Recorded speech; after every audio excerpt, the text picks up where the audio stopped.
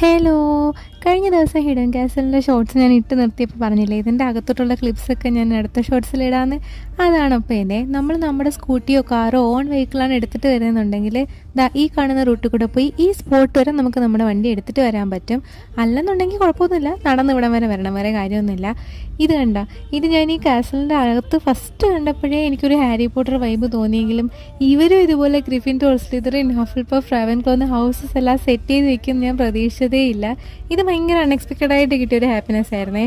ഒരുപാട് തവണ Harry Potter school തൊട്ട് കണ്ടു വന്ന ഒരാളെന്നുള്ള രീതിയിൽ എനിക്കിതൊരു സ്പെഷ്യൽ ഹാപ്പിനെസ് ആയിരുന്നു എന്ന് പറയാം.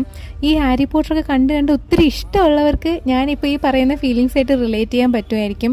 ഇത് ഓവർ എക്സൈറ്റ്മെൻ്റ് ഒന്നും അല്ല, നമ്മൾ ഇതുവരെ ലൈഫിൽ പ്രതീക്ഷിച്ചിട്ടില്ലാത്ത ചില കാര്യങ്ങൾ അതൊക്കെ നേരിൽ കാണുമ്പോൾ കിട്ടുന്നൊരു സന്തോഷമില്ലേ, അങ്ങനത്തെ ഒരു സംഭവമായിരുന്നു എനിക്കന്നത്. നമ്മളെടുത്തത് അറ്റിക് റൂം ആയതുകൊണ്ട് അങ്ങോട്ട് വന്ന വഴിയാണിത്. ലിഫ്റ്റ് ഉണ്ടെങ്കിലും ഞങ്ങൾ അന്ന് സ്റ്റെപ്സ് കയറിയാണ് വന്നത്. ലിഫ്റ്റ് എന്തോ മെയിൻ്റനൻസ് വർക്ക് നടക്കുമായിരുന്നു.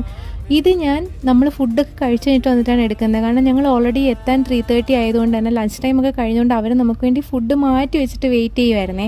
ഒരുപാട് നേരം അവരെ വെയിറ്റ് ചെയ്യിപ്പിക്കണമെന്ന് എഴുതിയിട്ടാണ് തിരിച്ചു വന്നപ്പോൾ വീഡിയോ എടുത്തത്. ഈ അറ്റിക് റൂം അല്ലാതെ അവിടെ ഹെറിറ്റേജ് സ്യൂട്ട്സും ഉണ്ട്.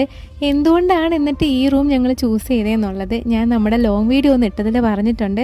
കാണാത്തൊരു മറക്കാതെ പോയി കാണണേ. അതിനകത്ത് ഞാൻ ഈ ഫുൾ കാസലിൻ്റെ ക്ലിപ്സും എങ്ങനെയാണ് നമ്മൾ അവിടെ സ്പെൻഡ് ചെയ്യുന്നതെന്നും എന്തൊക്കെയാണുള്ളതെന്നും എല്ലാം അതിൽ ഞാൻ മെൻഷൻ ചെയ്തിട്ടുണ്ട്. പിന്നെ വേർട്ടിക്കലായിട്ട് എടുത്ത കുറച്ച് ക്ലിപ്സാണ് ഞാനിങ്ങനെ ആഡ് ചെയ്തത്.